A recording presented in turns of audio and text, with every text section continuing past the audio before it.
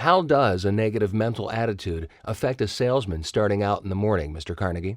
He would be better off far and away if he remained at home. He not only will not make the sales he would make if his mental attitude were pleasant, but he will make enemies and lose customers as well.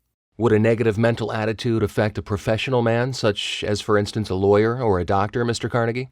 The lawyer who goes into court with a bad mental attitude will find the court and the jury opposing him, although he may have a perfectly just case. And the doctor who comes into the presence of his patients with a negative mental attitude will do them more harm than good, although he may be skilled in the knowledge of his profession.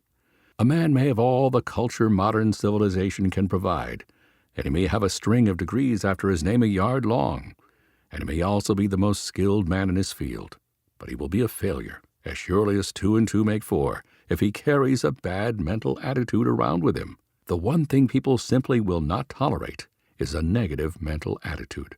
Mr. Carnegie, you have given us some examples of the results of a negative mental attitude. Now will you name an outstanding example of a man with a positive mental attitude and how it affected his life?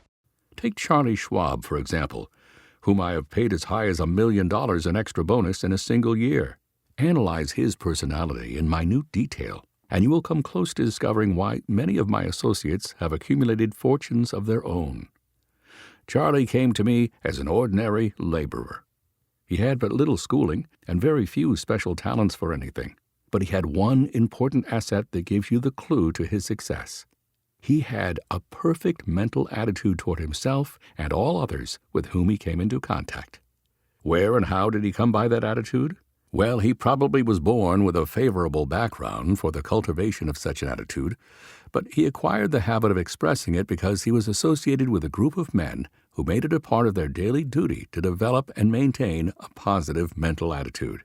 Before we pass on to the next factor of attractive personality, let me say that this subject of mental attitude will show up for consideration in connection with every one of the other qualities of personality we are to analyze.